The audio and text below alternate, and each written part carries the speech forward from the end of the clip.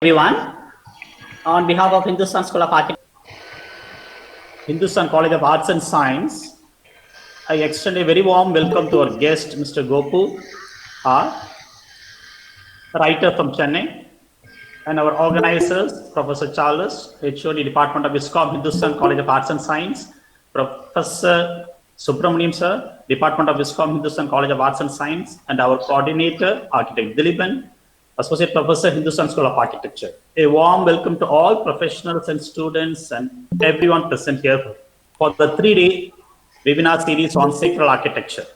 Already we have completed, yesterday we have spoke about the temple architecture, and today our guest will be sharing his experience and knowledge with us about the aesthetics of temple architecture in Tamil Nadu. I request Professor Subramanian Sir to give an introduction about our guest, Mr. Gopu R. So please, Subramanian Sir, please. Yes, sir. Yes, sir. Thank you, sir. Thank you. Okay, sir. Am I audible, sir? Yes, sir. Clear, sir. Yeah. Okay. Good morning to everyone. I'm happy to introduce our resource person, Mr. Gopu Rangaratnam, for this webinar session on sacral architecture. Mr. Gopu Rangaratnam, born and brought up in Chennai, went to Aralmagu Kalasalingam College of Engineering, Srivilliputtur, affiliated with Madurai Kamaraj University.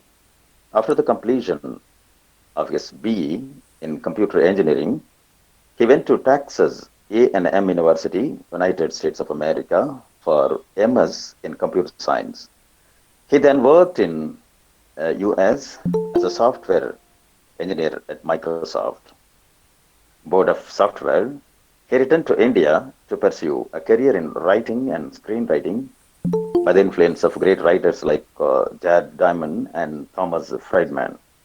But his interest turned in other direction due to the classical writer Kalki Krishnamurthy's Sivakami in Sabadam, which ignited a passion for temple sculptures and Indian history.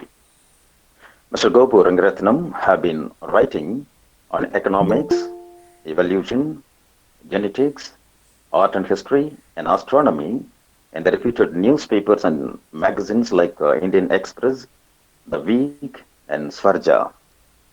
In August 2017, he was a part of a group that founded the Varaha Megara Science Forum. The forum plans monthly lectures on science and scientists. He delivered the forum's first lecture on French chemist Antoine Lavoisier and the origin of modern chemistry. As a part of the Tamil Heritage Trust, he has conducted tours for Mahabalipuram, Orissa, Kanchipuram, and the Madras Egmore Museum for several groups, including schools and colleges. Mr. Gopu Rangaratnam has been conducting workshops on Indian astronomy and mathematics, Pallava Gratham script, how to see museum, how to see a temple. And he has been invited by many institutions and organizations to deliver lectures on science, history, language, and art and culture. His lectures on Inbat Tamil, Padal Petra Paranthaman Alayangal, Pandai Nagarigangalin Vaniyalum Kanidamum, Uyiriyal Aivalargalin Payanangal, Chennai Nagarathu Noolagangal are notable works. Mr. Gopu Rangaratnam was honored by the Vedavalli Memorial Heritage Award for Service to the Culture in 2016.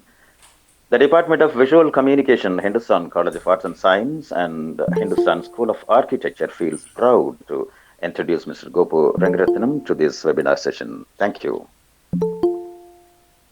Gopu sir, you can continue, sir, please. Thank you very much for that very kind introduction. Let me go to this presentation here. Okay. So thank you, Professor Subramaniam, for inviting me to give this lecture. Thank you to the Hindustan Institution for inviting me to this. Thank you all for being here. There is an enormous number of people I should thank, including most of my friends in the Tamil Heritage Trust, our founder, Professor Swaminathan, and several people's photographs whom I have used in this presentation. Too many to list, so please take this as a general thank you. At the outset, I must warn that while I have talked about these subjects, I am only a computer. My educational qualification is formally it's only computer engineering, computer science. I am not an architect or an engineer or a historian. Hopefully that won't come in the way. So what I am doing is I do it as an enthusiast of history and heritage, not a professional in that field. So with those few words, let's look into this particular aspect. Most of you had heard Dr. Manoj's wonderful introduction to several aspects of Dravidian temple architecture yesterday. And I will take a slightly different route. I'll use more pictures, perhaps fewer words. We all, those who live in Tamil Nadu especially, know these proverbs, these two old sayings. Koyililla Uril Kudiyirukka Vendam, live not in towns without temples. And that is something that has been a tradition that we have had, not just in Tamil Nadu, but in all of India. We are a very spiritual kind of people, very religiously minded people. But the emphasis of this talk is, of course, not going to be about the spirituality and religious aspect, but about the aesthetic elements, starting with the Pallavas, who built some of the oldest temples in Tamil Nadu, oldest surviving temples in Tamil Nadu, and continuing from them to the Cholas, to the Pandyas, the Vijayanagar and the Nayak kings who contributed greatly to building, maintaining, expanding these temples. And with those words, and the focus is going to be on the aesthetics of architecture in the temple. The most beautiful elements of a temple that attract the general public or any person really are the sculptures and the paintings. Those are what are the very beautiful aspects of it. Architecture, we generally don't pay that much attention to because the sculptures are what garner our attention. But in this lecture, I will almost totally ignore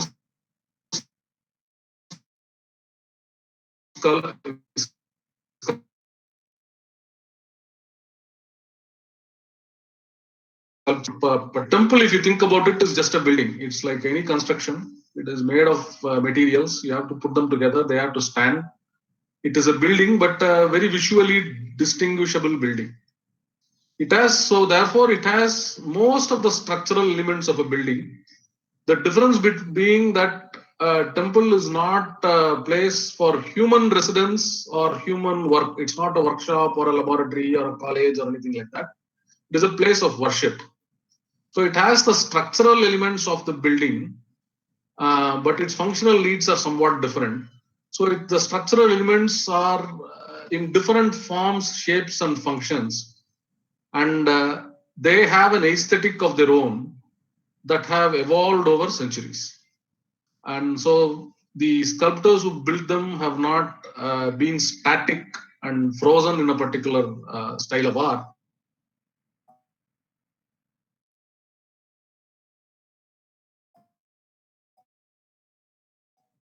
But beautiful concept in terms of art and other beautifying elements, which is what the aesthetic of the temple. So if you look at a normal building, what are its elements? These are normal, simple elements that a building can be distinguished. There will be a floor, there will be walls, there will be a door to enter, there will be a window or windows, and there will be a roof. Literally,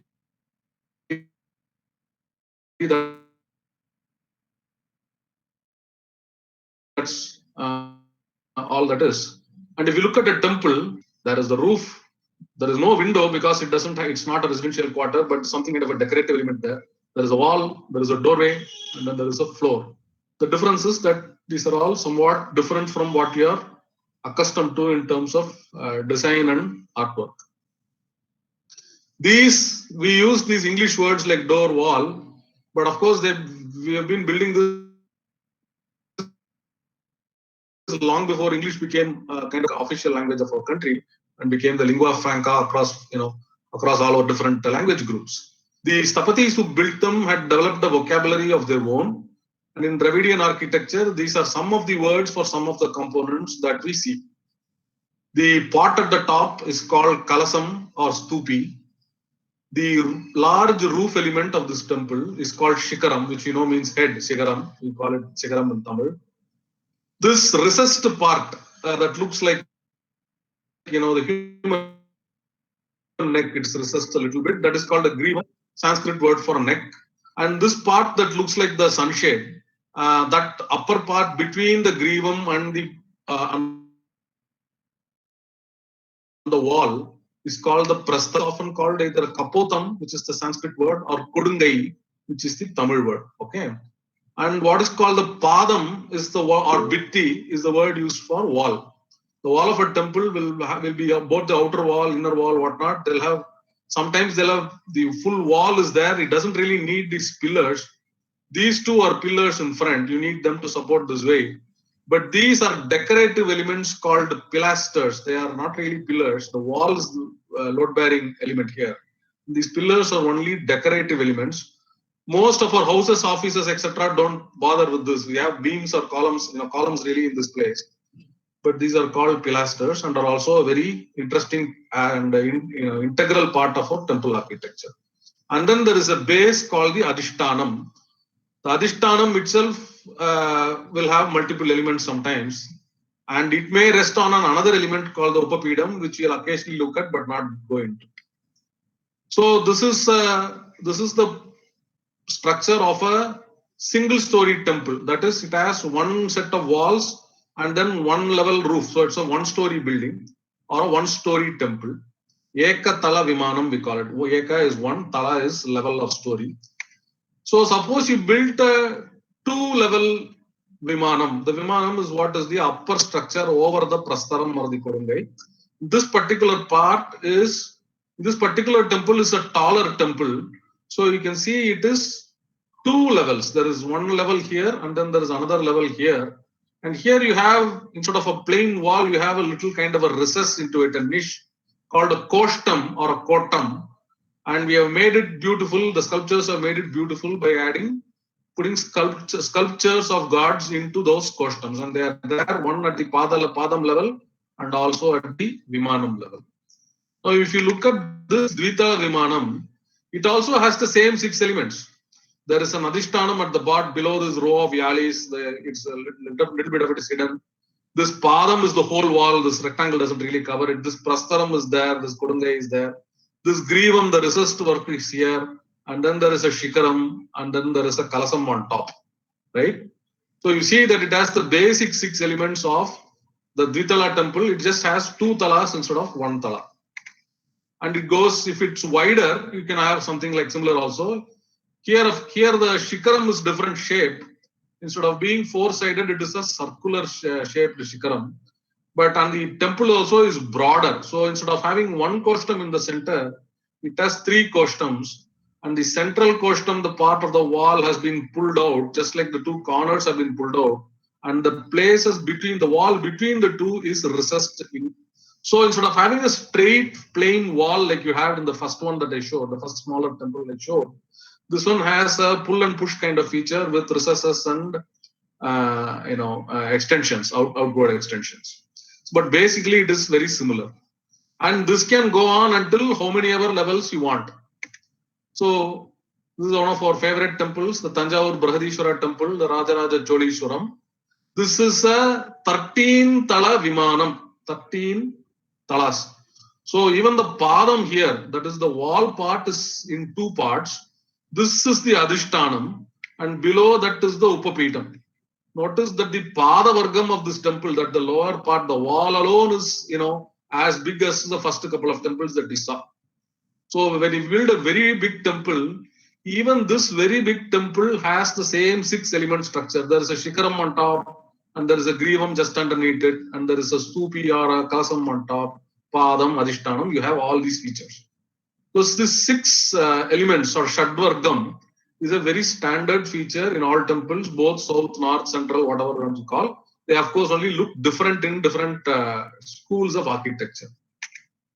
When we see such a magnificent temple, we can hardly say this is just a building. So while the elements of a building like roof, wall, etc. are very useful to understand and approach the basic architecture, there is something much more nuanced and subtle about temple architecture.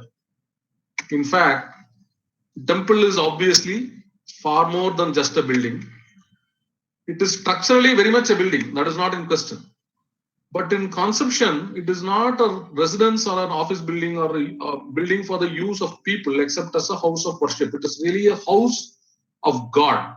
The Tamil word for it is ko-il. Ko is Raja, king. Il is house. So it's literally, and here the Raj, the ultimate Raja is the God or the goddess. So it is ko-il. But the other words we are used like Devalayam, Ayatanam and all that are also quite common. It is a place for devotion, ritual, celebration, and so on. We all indulge in it, so we know it. It is a locus for a community, a retreat from tumult, an expression of the soul and the spirit of a people, chiseled into beauty by skill, pride, passion, learning, and dedication of the Sthapatis. Right? So the architecture of a temple has an aesthetic that is very different from the aesthetic of most other temples that are for the most other buildings that are for human use. Okay. So these temples are generally built by sculptors, devotees, and patrons who are generally long forgotten. But when we at least discuss the temple architecture, when we visit them, some of them are even anonymous, some of them have left some inscriptions, so we know the king or so on. But we might consider remembering these people also when we visit these temples. Why is a temple built? There are all kinds of reasons. It is obviously fundamentally a place of worship. And I will quote one stanza from a poem in a temple in Mahabalipuram. This poem is attributed to a king called Rajasimha Pallava, who built a couple of temples there. A short temple is one of the things that he built. But this poem is found on a temple called the Ganesha Ratham, which was originally actually a Shiva temple. The lingam was taken away by a British governor, and then they replaced the lingam with local people replaced the lingam with the Ganesha. So it's now called Ganesha Ratham. This is the phrase that the stanza that he uses. It's a Sanskrit shloka, and I will explain it in Tamil. Tenedam karitam tunga. Durjather Mandiram Shubham. Mandiram is temple, Shubham is Shubham. Durjata is another name for Shiva. Prajanam Ishta Siddhyartham Shankarim Bhutim Ichchata. Ichchata is for desire, Ichchai in Tamil, right? Bhuti is blessing. Prajanam, Prajaikalin. Ishta, Ishtam, Viruppam. Siddhi, it is the desire, what you want to think. You want in your mind to pray to God, so to receive His blessing. Siddhi Artham, so that they can receive Siddhi. So this is what the King Rajasimha Pallava says in his poem. Iraivan Arulai Pera Makkalin Viruppattai Nirevetra. People wanted a temple so they can go to the temple and pray to the God. And so this king very auspicious temple for Durjata, which is another name for Shiva. King built this temple for Durjata to fulfill people's desire to receive his blessings. I think there cannot be a more beautiful poem to tell you why a king has or any sponsor builds a temple. Now we saw these multiple elements in a temple, 6 vargams.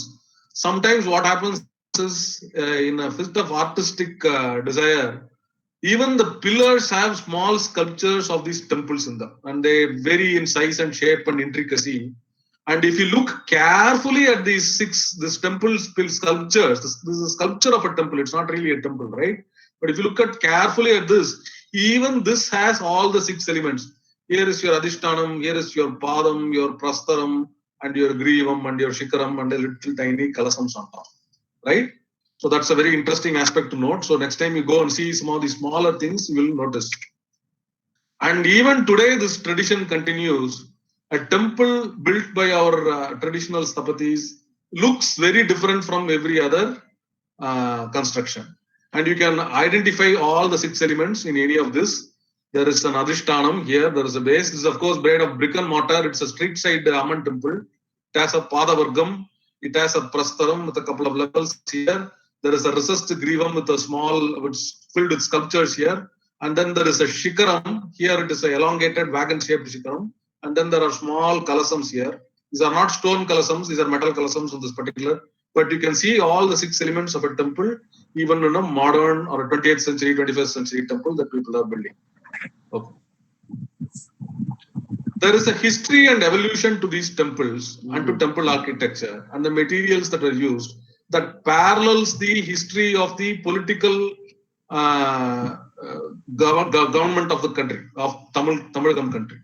The earliest part historically that we have, earliest information that we have is Sangam literature that is often dated as between 300 BC and 300 AD. So we had 3 major kings, the Cheras, the Cholas and the Pandyas, and a whole bunch of other minor kings like Tondaiman, we had the Adiyamans, and we had all kinds of other kings, right? The Pari, Kari, Ori, and all the minor kings, Ayar kings and so on. And those kings built temples of brick, timber, mortar, etc. There are a couple of poems in Nagananuru and other literature that talks about the temples built out of brick and wood. And then at the end of the Sangam period, the dynasty called the Kalabras came along and overthrew most of these kings and ruled Tamil Nadu for a couple of 100 years. The Kalabras were later overthrown by the Pallavas in the north and the Pandyas in the south around the middle of the 6th century AD. The Pallavas and the Pandyas then started building a number of cave temples. They went to mountains, with rocky mountains, granite mountains, and excavated, rock out of the mountains and built cave temples. And these cave temples are really the oldest surviving temples from that ancient Tamil Nadu. Unfortunately, what happened is that the temples that the Kalabras or any of the Sangam era kings built were made of perishable material like brick, mortar, and wood. So they have not lasted. And what has happened is that later kings came along and renovated them and rebuilt them. So we don't have them in original structure anymore. Afterwards, in the Pallava period, you have 3 types of structures. One is the cave temple, then other is the monolith temple, and then you have the structural temple, which is built by arranging rocks in one over the other. The Cholas and the Pandyas who continue this tradition simply continue to build structural temples. And the structural temple, and what they did was they converted a lot of brick temples also into granite temples, because granite temples lasted longer for several centuries. So they did that. And that tradition was continued by the Vijayanagar and the Nayak kings who came along after them. Even some of the minor kings, the Marathas who ruled for a little bit in Tanjavur. We have had Hoysala kings, we have had Rashtrakuta kings. We had a lot of, even the British people gave some contributions to certain temples. Individual communities, castes and all that, so organizations have built certain temples. Natakotte and Nagaratars have renovated a bunch of temples. All of these continue in the same tradition. And the Vijayanagar and the Nayak kings, what they did is they didn't build many new temples. They have built very few new temples, but they expanded the existing temples into very large campuses. For example, the Rameshwaram temple or the Madurai Meenakshi temple or the Srirangam temple or the Chidambaram temple or Kanchi Ekambareshwara Vadaraja temple. The smaller temples of the Pallavas and Pandyas, even that Pallavas, Pandyas, Cholas and all that, expanded into very large temples. They built very large gopurams, mandapams, Ayaramkal mandapam, Nurkal mandapam, Sangeeta mandapam, Kalyana mandapam. All these contributions came during the Vijayanagar and Nayak period. So I'm not going to dwell on Mamallapuram except as a brief introduction. So Mamallapuram is a one-stop shop for all of these. You have simple cave temples and these elaborate cave temples where the pillars are simple or the decorations are more elaborate also. Then you see a whole bunch of temples called monoliths, which is single stone. Monolith means a single stone. What tribe called Kovil. A single stone temple is an entire rock carved into a temple. Here you can see most visibly the sizes and shapes of the temple of this rathas are very different, and especially the roofs. The shikaram is different in each one of them, except the Arjuna Ratha and the Dharmaraja Ratha alone have very similar shikarams, the octagonal shikaram. This one a heart-shaped shikaram. This has a ox wagon shaped Shikaram. This has an elephant shaped Shikaram and so on. This is a four-sided Shikaram. So, and then they built these structural temples and in different locations. They built the shore temple on the shore. They built this Valakaneshwara temple on top of a hill and the Mukunda Nayanar temple in the middle of the city. So this, you see, one-stop shop for all of this. And the rest of my talk is only going to talk about structural temples from the Pallava period onwards. And I'm going to ignore the cave temples and monoliths except for a couple of to use for examples. If you look at the evolution of a large temple like Madurai Meenakshi or Kanchi Ekamreswara and so on, at the core of it, it probably has a Garbhagraham that was built in the Pallava Pandya era or even earlier. And the Sanctum Sanctorum, that is the Garbhagraham, also will have a small entrance or half building called the Ardhamandapam. What happens is that to that the Cholas or even the Pallava, later Pallavas or Pandyas may have added something called a Mahamandapam or built a temple with the Garbhagraham, Ardhamandapam, Mahamandapam, etc. And later on in the Vijayanagar Nayak area, you have a Gopuram that comes as the large entrance tower. You sometimes have a wall, a mala or a malika around the temple, and you have other mandapams like the Murukal Mandapam, so on. And this is kind of gives you a brief look at the evolution of the temples through the history. This is a simple plan. For example, this is a temple in a place near Tanjavur. It's a temple called the Brahmapurishwara temple in Pullamangai. And this temple, you can see the back structure, there is a granite temple. This is a granite temple, the granite structure. The Vimana, they put some cement and mortar and painted it white and so on and top. But this is all that the original temple is only this big. And to that temple, they've added a later, a brick and mortar temple of much later era. This temple itself is a rebuilt temple in the sense that it was probably originally a brick and mortar temple before that, because this was built in the 10th century by Parantaka Chola. But the temple is already sung about by Appar, etc. And the Nayanmars have been sung about this temple in the 7th century itself. So, 7th century temple or 7th century, if the Nayanmars are sung, the temple must have been there already for 200, 300 years at least. So, 500-year-old temple that the Cholas rebuilt, which has then been added to by the later builders, including modern communities. So, who built these temples? Not ancient aliens. So all this, if you are seeing some TV and all this false nonsensical programs, and it's now becoming popular on YouTube also. That's all nonsense. And another popular superstitious belief is that the temples were built as famine relief programs. There are all kinds of famine relief programs that are attested to in inscriptions. Things like rebuilding canals and the other kind of activities. But I don't think the primary purpose of the temples was to be famine relief. They really were places of worship. And they were multi-purpose things were there. The fundamental idea is to offer a place of worship, a place of community and so on. We associate temples with the kings who built them. So Tanjavur temple is called Rajaraja Cholishwaram, or Gangaikonda Cholapuram is named after Rajendra Chola, who was Gangaikonda. But the kings really only commissioned the temples. It is tapatis, architects, shilpis, the sculptors who worked under them, and a whole horde of artisans, metal workers, carpenters, the people who cooked their food, who brought the materials, and all kinds of people who really helped build a temple, who were the construction workers who built our temples. And, there's a whole community, there is a community, traditional community called the Vishwakarma community, that built these temples on the family basis for a long time. Just like the son followed the father in terms of ruling a kingdom, the Vishwakarma community's sons followed their fathers in doing all these artistic works. And they have an enormous corpus of books, mostly on palm leaves. And now, of course, a lot of them are printed out on, they have print. You have print in Tamil, you have print in Sanskrit, you have print in translations in English, and so on.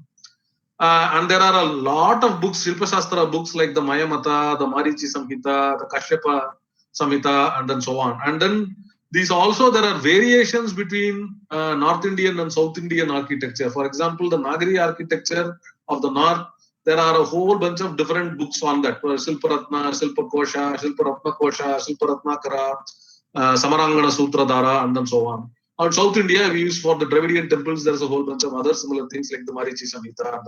And then there are also books like Agamas, and these Agamas like Kamika Agama and so on. And these Agama books also have various descriptions of the various elements of the temple and how they are supposed to be built and so on. The Vishwakarma community not only contributed architecture on stone and brick and so on, but they were also artists who created all these sculptures. They were experts in painting. They were experts in woodwork, as you can see in the doors and some wooden mandapams and in the chariots and so on. They were also specializing in jewelry for the temples, gold jewelry, the necklaces, all these other things that you see, and in making the bronzes, which are the Utsava Murtis, especially in South India, you see a lot of these Utsava Murtis carried out. And then now, of course, you see a lot of them in museums. Some of the damaged ones, you can go see them in museums, but they are still in use in temples as Utsavas. So there is a whole variety of things that they had to be very good at. So they had to be good at logistics, they had to be good at understanding engineering, they had to be understand selecting the materials, designing it, developing it, and then also managing it with this.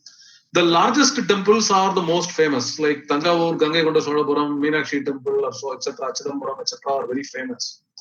Their grandeur awes the beholder, and they do have an aesthetic of their own. But the smaller temples that preceded them, and some temples, smaller temples that are built after the large temples, also have their own beauty. And this is an aesthetic beauty that I think is not properly appreciated among most people. We like going to the very large temples because they impress us with their grandeur. And we tend to ignore the smaller temples and ignore the aesthetic aspects of the smaller temple. Just like a banyan tree is amazing and is, very impressive, but the Tulasi plant is also held in reverence and it has a beauty of its own. The large temple and the small versus the small temple also have a aesthetic that varies and has different beauty standards of aesthetics can be applied to both. So the one on the left, we know Tanjavur, one of the grandest temples in the country. It's been standing for 1,000 years. That was built by a Chola king. The one on this right is also a stone temple. It is about 60-70 years older than this temple. It was built by Rajaraja Cholan's great-grandfather. I like asking, showing this temple and ask who built this. They immediately say a king. And I ask, why did the king build such a small temple? And they'll say that king had less money, Rajaraja had more money. The school children usually say that. Obviously, it was not. The king who built this is Parantaka Chola. It is in a small town near Pudukkottai called Kaliyapatti. And you can see it's only about 12 feet height, right? The gentleman standing in front of it is about 6 feet tall, and the temple is about twice his height. Whereas the Tanjavur Baradishwara temple, is more than 200 feet height. Just the top Shikaram alone is the height of this smaller temple. The Shikaram alone will be as tall as this temple. So the reason he built a small temple, this Parantaka Chola who built the small temple is the one who is famous as the Ponvein the Cholan, the one who covered the Chidambaram temple roof with gold. So money was not a problem for him. The only thing is that the size of the temple is based on various factors, including location, population, and so on. But the aesthetics of these temples are something to be very interesting. So let us look at just the basic architectural elements. And we'll see a kind of a development from starting with small temples and going on to bigger temples. This temple, as you can see, this temple is a Shiva temple in Kanchipuram. It is called the Piravadeshwara temple. It is now maintained by the ASI. The most of the temples in Tamil Nadu today are made of granite, but there are 7 or 8 temples in Kanchipuram that are made of sandstone, like the Chalukya architecture or the Gujarat architecture, which are made of sandstone. And this is one of those temples. All 6 or 7 are in Kanchipuram. Okay. This temple has a Garbhagraham, as you can see. This is the Garbhagraham with the Vimanam above it, and a small mandapam in front of it called the Ardha Mandapam. All of them have all the Adhishtanam, except only the Garbhagraham has the Prastaram and the Grivam, the Vimanam on top of it. The Ardha Mandapam is just plain, it's a simple flat roof. But it has the basic 3 elements at the lower level. They have a wall and you have an Adhishtanam and you have a Prastaram kind of thing. And this is the simple temple. Sculpted walls, standing leaping lion pilasters and so on. Very simple temple, very nice temple. And you go to a slightly larger temple. This is a Mukteshwara temple, which is literally less than half a kilometer from the temple I just showed you. This has a larger Garbhagraham, a taller Vimanam. it is a Dvitala Vimanam rather than a single Tala Vimanam, and then it has a larger Ardha Mandapam also. The Ardha Mandapam in this particular case has pillars and it has sculptures on the inside and so on. And it is only slightly larger than the previous temple. If you look at a later temple, you can have additions to it. So the temple need not only have Ardha Mandapam and the Garbhagraham and the Ardha Mandapam, it can also have a larger mandapam in front of it called the Maha Mandapam or the Mukha Mandapam. And then you have an entrance here with pillars and so on, and can have decorative features to it. This particular one doesn't have a Vimanam. Probably the Vimanam has fallen. Probably it is made of brick and mortar and it has fallen. Or you can have a full stone temple like this with much larger, longer mandapam in front of it. So you have the basic Vimanam, Garbhagram you see, and then there's a small Ardha Mandapam in front of it, and there's a very long Maha Mandapam here with an entrance to the side rather than from the front. And it gets even grander and grander. You can have a much larger temple. The temple can be circular. You can have a much larger Maha Mandapam and multi-pillared large mandapam in front of it. You have a Nandi in front of it and so on. Much more decorative, far more pillars. You put it on a big platform. You have steps to go raised rather than floor level. You have a Upapitam, and then temple is built on a higher level than the and then so on. And then you have all these other aesthetic features. You can add to the and the walls of decorated with other architectural features. So you can see this evolution of this is a 11th century Chola temple called the Jwarahareshwara temple, built by Vikrama Chola, the son of Kulotunga, 11th or early 12th century. Temple built by Vikrama Chola. It's also in Kanchipuram, not very far from the other temple. And then this is by the second Rajaraja Chola the second. It is Kulotunga's great-grandson or great-great-grandson. And you can see this temple is much larger. You can see, but again, it has the very similar elements. You have a very large 4-level or 5-level Vimanam, 5-tala Vimanam. You have a large Ardha Mandapam. You have a Mukha Mandapam in front of it. You have a very large Maha Mandapam in front of it. And then there is a pillared mandapam here with horses and wheels and all that. This mandapam actually is not generally called just a Maha. Usually it would be called just a Maha Mandapam or something.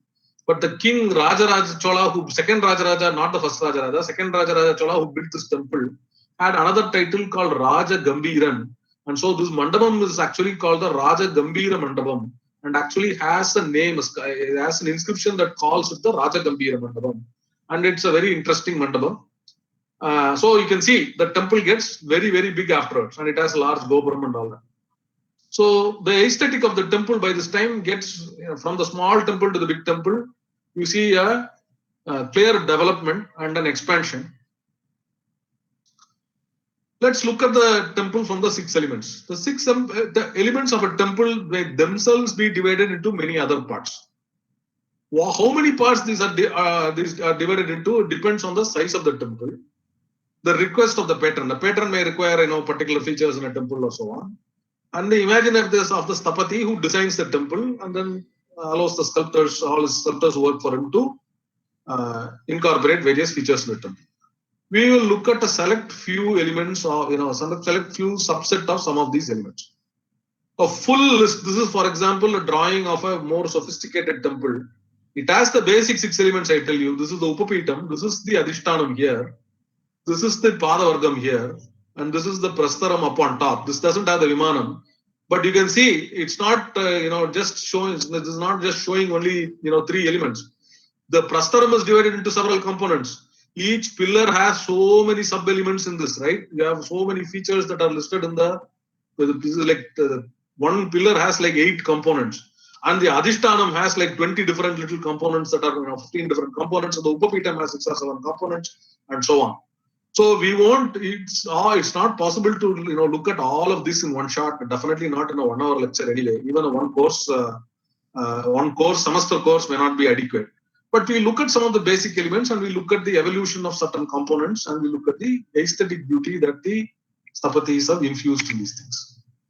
So if you look at this is a sub-shrine in a temple, in the Kailasanatha temple, and the sub-shrine also has all 6 vargams. And we look at just this lower part, which is the Adhishtanam.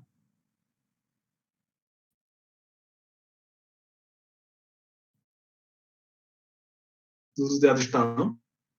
Kautam has two major, it has multiple parts, but two major parts that you can clearly identify. One is this flat, large surface, that is the lower one. The one below it is, the Adhishtanam is actually sitting on an Upapitam, and it is on an Upanam or whatever you call it. And this flat surface is called the Jagati. Jagat is Bhumi. It is on the Bhumi, so it is the Jagati. And above it is a component. It is not rectangular, four-sided, but it is it's part of a hexagonal structure. This particular component is called Kumudam. And then there is a kantam or a neck-like thing, and there's a kandige and pattige, whatnot. All these things are called different names. And then there are things above it, right? So the Jagati and the Kumudam are easily distinguishable. And even there, they come in a variety of forms. Just the two components of the Adhishtanam come in a variety of forms. So this particular one, it is called a Padabandha Adhishtanam. It is a very simple one. It is plain. There is no decorations. It is flat surface. And the Kumudam also is only a six-faced one. It's a very straight, simple one. Okay.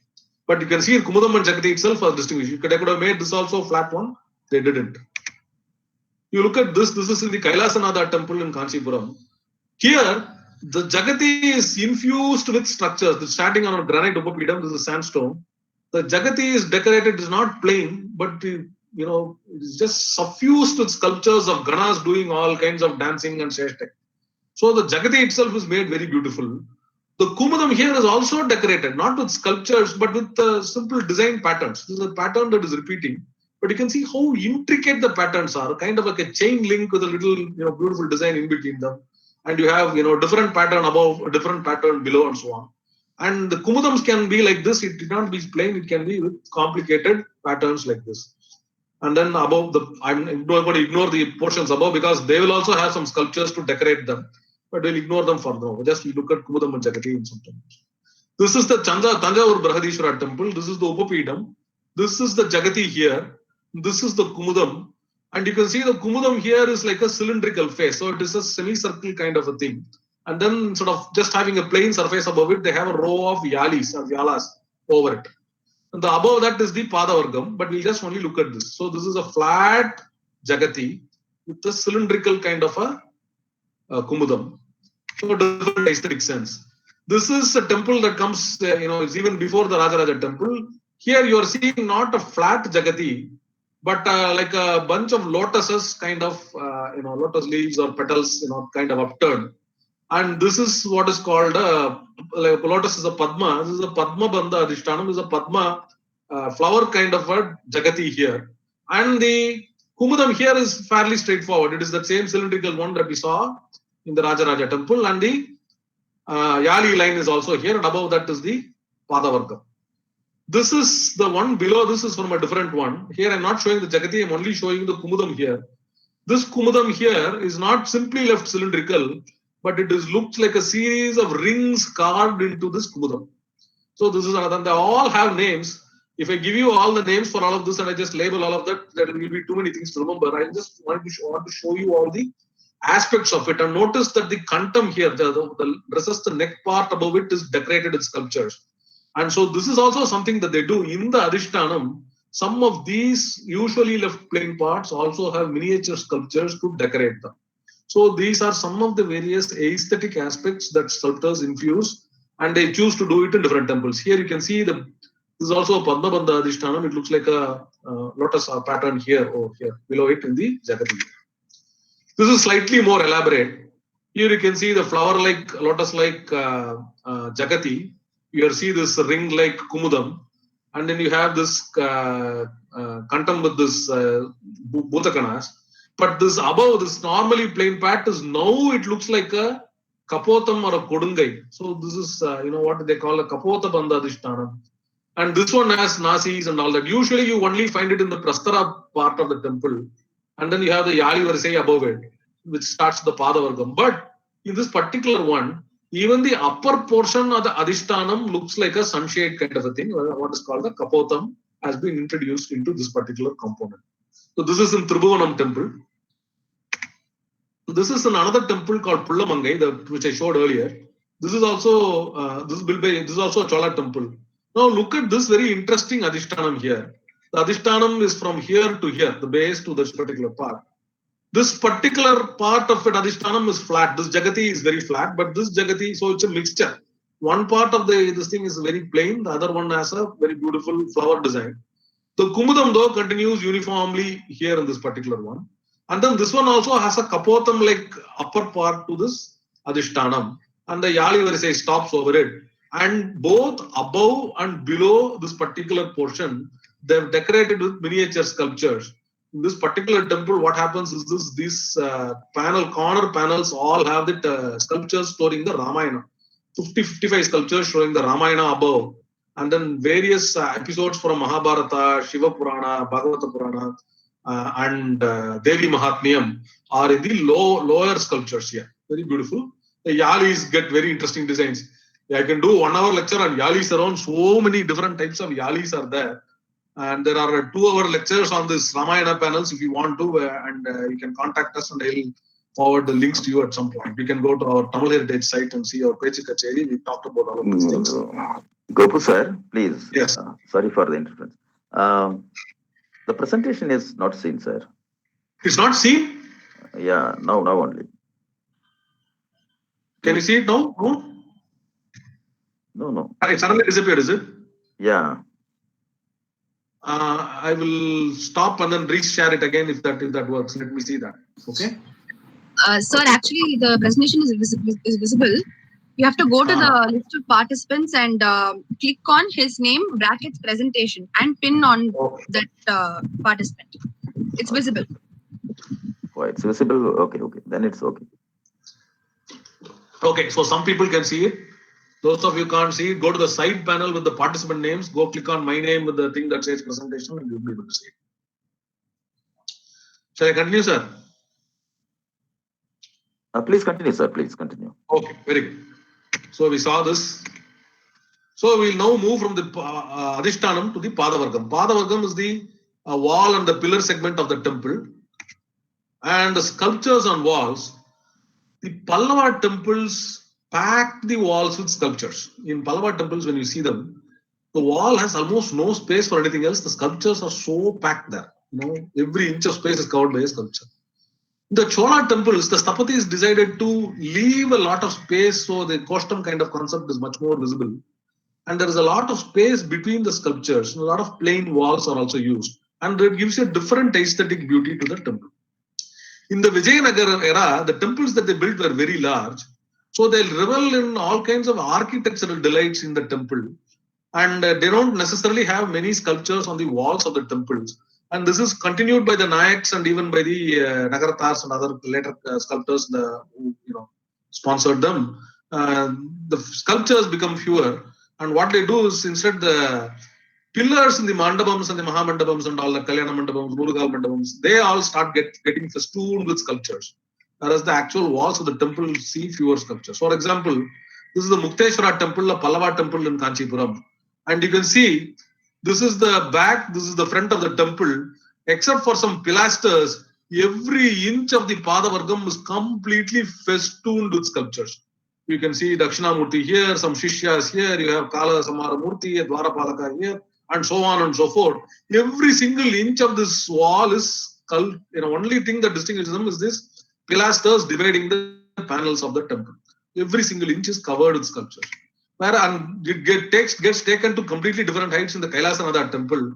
Even the pilasters get beautifully decorated with this massive standing lion or standing yali pillars, and every inch is completely festooned with magnificent sculptures, and there are small sculptures, toranams and all that, so on and so forth, above that.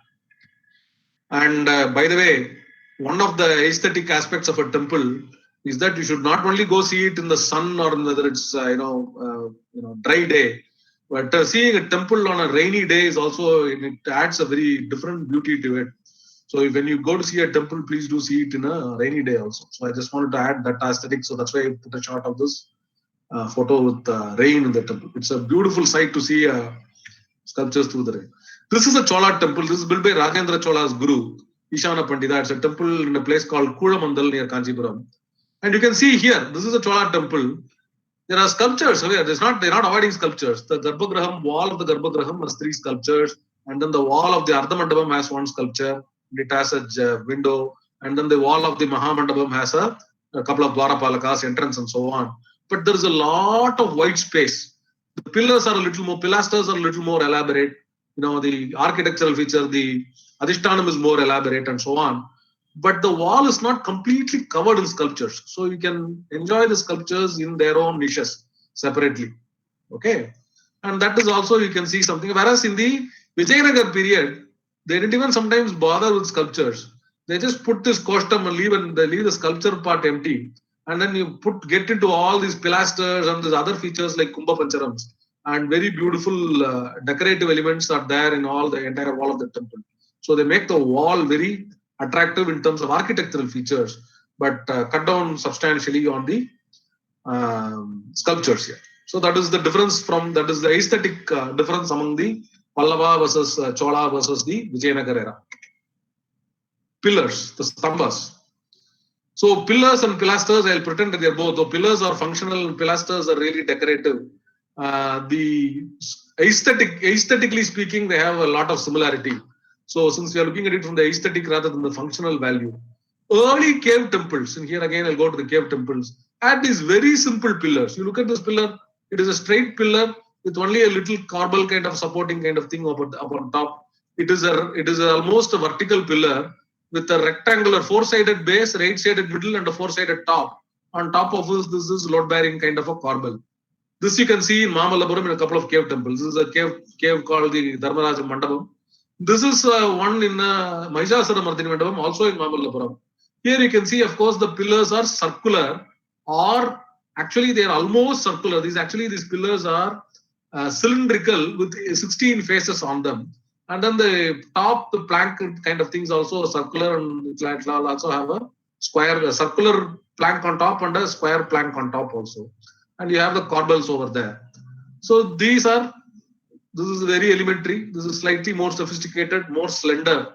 And then again in Mamallapuram, this is the mandapam called the Varaha Mandapam. They've got even more sophisticated pillar, and so this is a pilaster. Both of them have a seated lion. So it's not just a straight cylindrical one or 8-sided or 16-sided pillar, but the pillar has a seated lion. And that is one particular type of thing. And after this is when you see this leaping lion pilasters. This is very specific to Rajasimha's period. You only see it in 2-3 temples. The Rajasimha's, the sandstone temples of Kanchipuram are the very few places. And the shore temple in Kanchipuram are the only few places that you see this. But you can see this particular aspect. If you go to the Chola temples later on, rather than the pillars, you can look at the pilasters. The similar structure is there. But instead of simply having that kind of stuff here, what they have done is added features to it. Instead of making only the entire pillar being only cylindrical or entire pillar being square, what they have ordered is several components to it. And I won't label all the components, but the palaka is familiar. I'll only show you some of the components. This looks like a pot, right? And then this one they call the dadi or something like a beard. This is something called the mala sthana. In this particular place, they put these little sculptures of dancing girls, musicians, etc. So this alone has very small sculptures. This is barely 3 or 4 inches tall. And then you have an 8-sided element to that particular point and a 4-sided element, and you have a cylindrical element and so on of the same pilaster. And you can see in this adjacent pilaster, it is a half pilaster. This is a full pilaster, this is a half pilaster. It looks like a cut section of it. So this is a kind of variation in design that happens in the Chola period. Later Chola period, I'll take one example. This is the Thiruvalanjuri temple built by the 3rd Rajaraja, not the Rajaraja, 2nd Rajaraja, but who built Dharaswaram, but the 3rd Rajaraja who built this temple here. And you can see these pillars are much more elaborate, very cylindrical looking pillars, and especially this mandapam. And the cylindrical looking thing is at each stage, there's a much taller pillars, and each one of them has miniature sculptures of mostly like temples and other small patterns over there. And you can have lamp pillars that are there inside. And you can see there's a closer detail. These pillars are, small patterns designed, much taller pillars, slimmer, slenderer pillars. And you even have a couple of pillars a couple of lamps, stone lamps that are, designed like a pillar and probably lit with oil and provide lighting and all that. So beautiful are these pillars that even famous artists are very enamored of them And they go hug the pillars and take selfies and all that. So very nice, very beautiful pillars of the late Chola period. While the Chola period did wonderful pillars, it is the Vijayanagar and the Nayak period where we see absolutely magnificent pillars. So one of the things we must notice is that there is a hallmark signature to Vijayanagar era pillars and later Nayak era pillars. That is this element called the Potika. This Potikai is this element that comes out of this thing. If you look at some of the earlier temples, the Potikais are not very complicated. Look at this one. There is a Potikai here. It's very straightforward. It's just not patterned or anything like that. And then when you come later to this particular Potikai, you can see it is designed like a banana flower, like a vazhapu, like a very auspicious symbol, like you would hang in a mandapam, Kalyana mandapam. If somebody gets married or somebody does a festival, you will hang a banyan tree, a banana tree outside, and it will have this flower, right? And so that is what this is supposed to look like.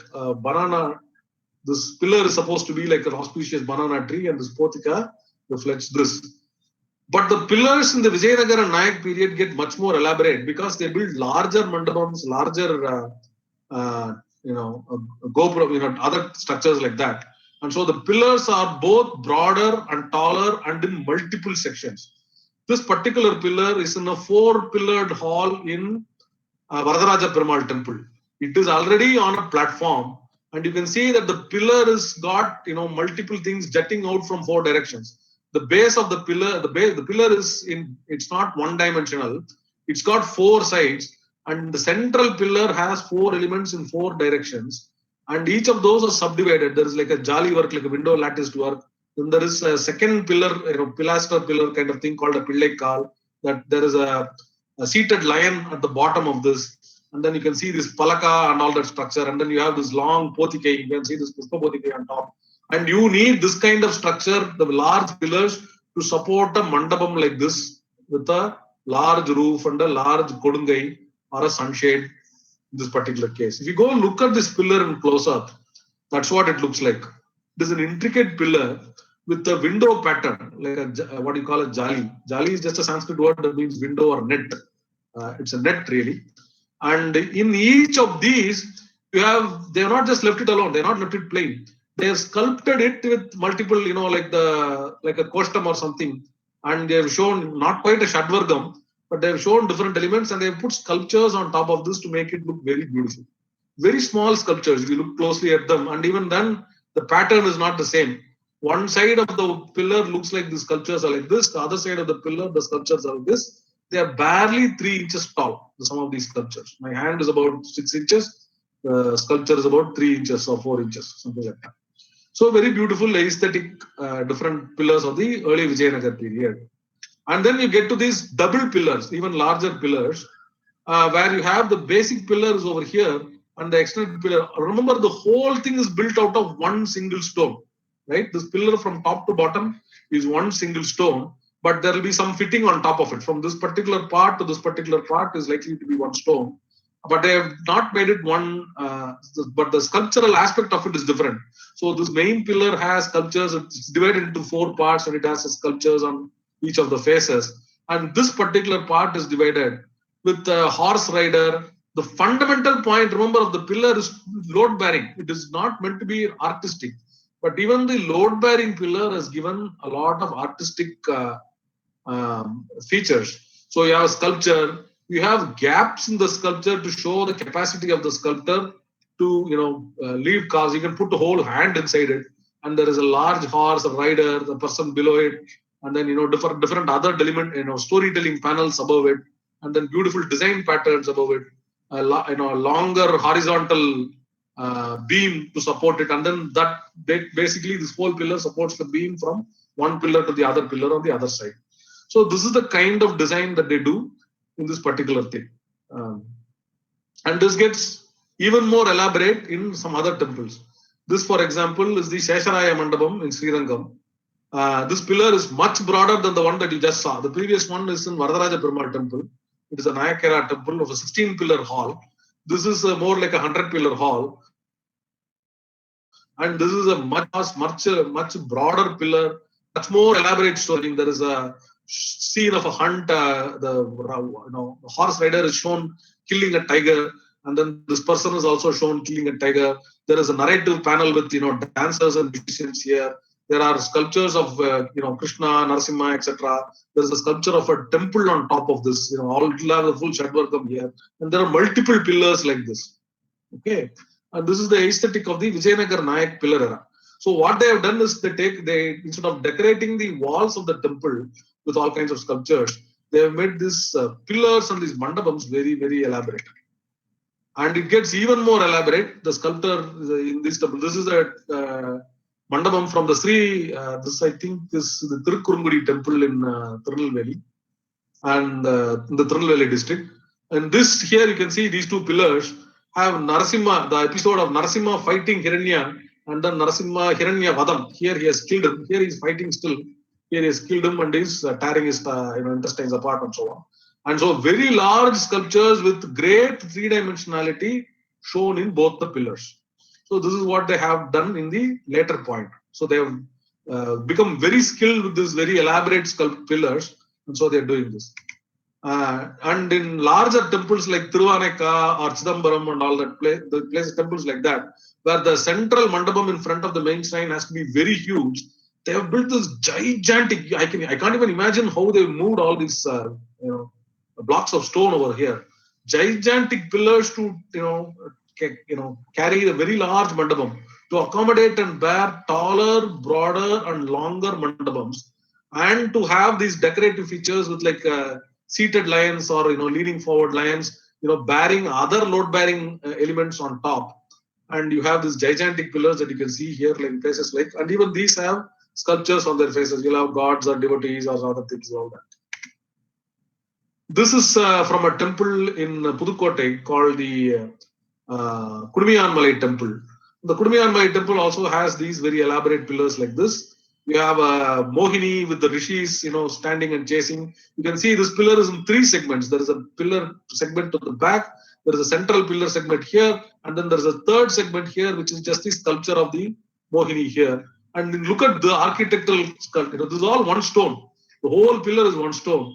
The back of the pillar is the actual pillar. The front of the pillar is Muruga seated on his peacock, on his mail, with all his 12 arms and this like a Torana Thiruvachi kind of a thing around him and all that. Right? Very beautiful. Very elaborate. Imagine the skill of the sculptor to take a single stone and build all of this and be flawless on this. And you see this even more in Sri Vaikuntham. This particular temple, you can see this is got even more. The central pillar is the structural, functional, load-bearing one. And you have sculptures on either side. And here it's ambitious. The horse is not in front, but horse is actually on the side. The pillar is very large, very broad, and the horse and the rider are on the side wall of the pillar. And within these elements also, they have infused it with a lot of other sculptural aspects. And the soldier or the person standing in front is usually at Kuravan Kurati or kind of a dancers and all that standing on the front of the pillars. And they are shown with great extension standing away. You can see the distance from which the leg is separated from the back of the pillar. Fundamentally, this is still a load-bearing pillar. It has this Pushpa Bodhike and all that. It's really have to build a, it is limited. It is limited. The size of the mandapam is limited by the size of the stone that you can put across. Stone will bear whatever weight you put on top of stone. But if you spread it across, it will bend after a particular length. So they have to manage that. So the engineering aspect of it, they have studied it. And so they have to put these very large pillars and put these stones, creating corridors across for the large mandapam. So that is the aesthetic aspect of it. And this is the mandapam in the Sri Vaikuntham temple, and you can see double pillar with elaborate components. This is a drawing of a pillar that was given, I attended an architecture class by Kumaraguru Buddhistapati, and this is all the various components of the particular pillar. As you can see, I only showed 3 or 4 elements of this particular pillar, but this is what a Stapati has to do. He has to consider all these aspects and create a pillar. This is just one particular design. There will be 20, 30 designs. As we have seen, I myself have shown these pillars, 6 or 7 designs from various temples. And all of these have been put into place, and some of these are not even visible because they'll go underneath these large horizontal beams and columns and all that, horizontal beams to show this. So this is what you see. the aesthetic of the pillar. I had to split the PowerPoint into two because otherwise it was getting into one, and I'll let me bear with me while I switch to the other PowerPoint. Shall I continue, sir?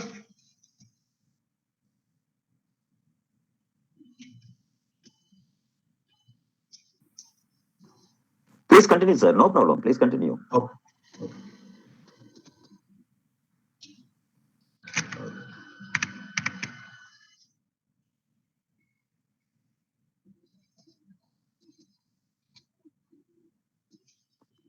Suresh, sir. Yes, sir. Yes, sir, please. Sir, can we continue, sir? Yeah, sure, sir. Yeah, it's very interesting session. Interesting. Yeah, too good. Too good. Let's continue. Let's continue, sir, please. So now part 2. Okay. Is the slide visible? The presentation is visible. Yeah, it's visible. Okay. So we continue. We looked at the Adhishtanam and the Padam. Now we'll look at the Prastaram, the upper part of the temple.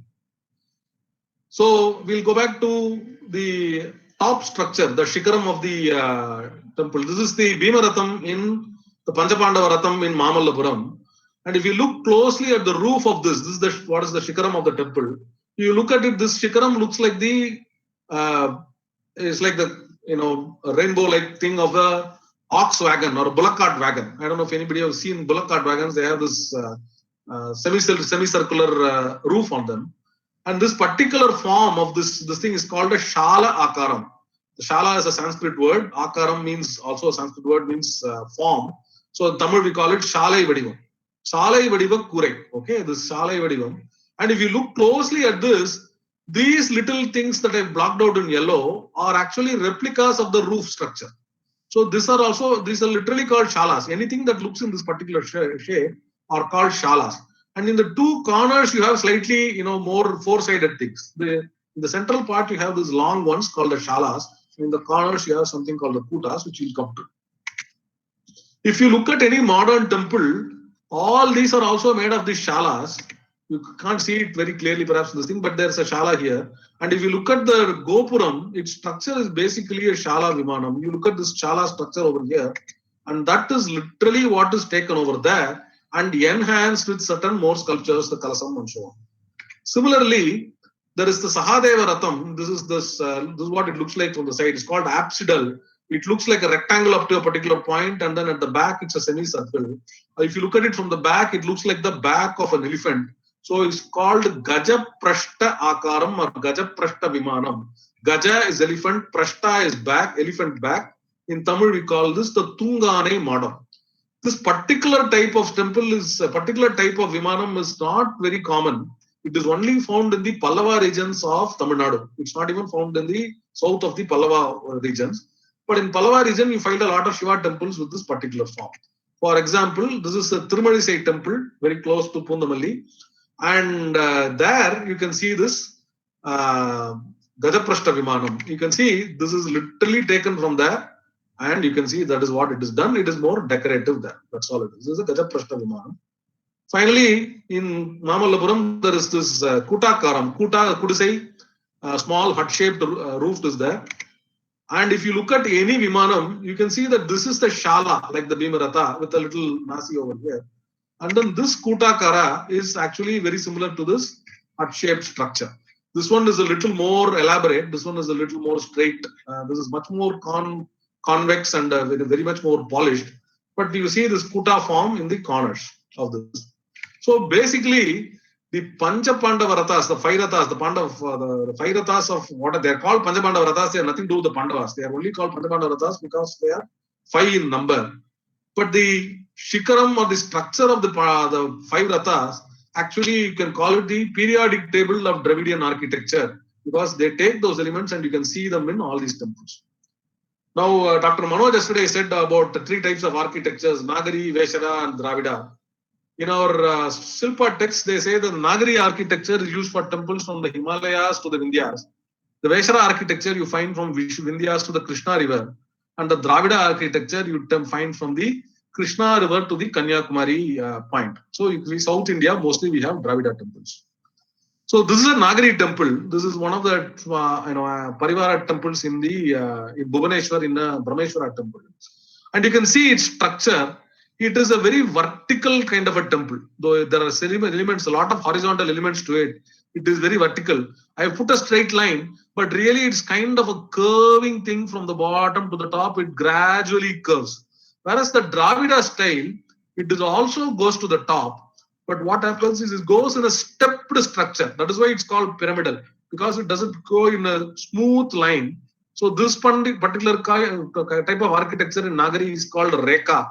Reka means line or curve. Straight line or curved line is Reka. Regai, which is what we call. In our palm also we call this Regai, right? That Reka. And in South Indian Dravidian architecture, you usually find this stepped one. It doesn't smoothly go up top, but it goes up in steps and platforms. So Ditala, Tritala, 400 and so on, it look like that.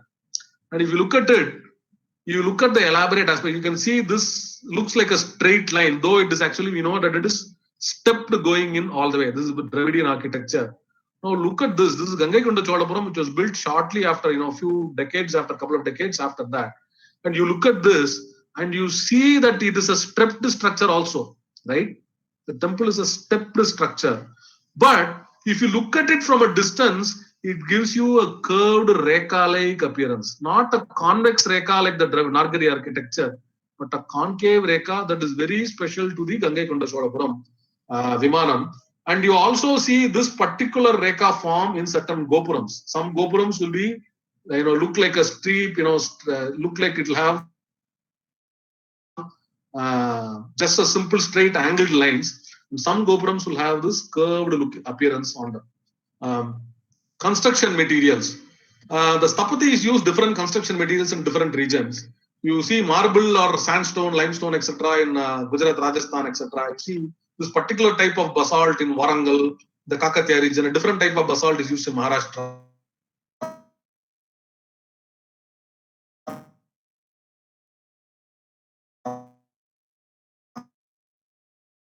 Sandstone is usually local material that is available. There are sometimes other sculptures, specifically they use different things also. We also have brick temples. Even in the Chola period, we've had brick temples. And this is such a brick temple built by the Vikrama Chola, the son of Kulothunga Chola, in the beginning of the 12th century. And this is a brick temple that he built in the 12th century. You can see a lot of bricks here. It looks very similar to the stone temples of later period, but all the sculptures and elements are brick and mortar. In Kerala, of course, brick and wood are very common material. In fact, in one of the earliest temples, this cave temple of Mahendravarma Pallava, there is an inscription on this particular pillar. Notice that this is a fully granite temple based on, and this particular inscription in Sanskrit, that is what it says. It's Sanskrit in the Pallava Grantham script. And that inscription says, Etad Anishtakam Adbrumam Aloham Masudam Vichitra Chittena Nirmapita Nripena Brahmeshwara Vishnu Lakshita Ayatanam. And what that means is it Etad, this Anishtakam. Ishtakam is brick. So Anishtakam means without brick.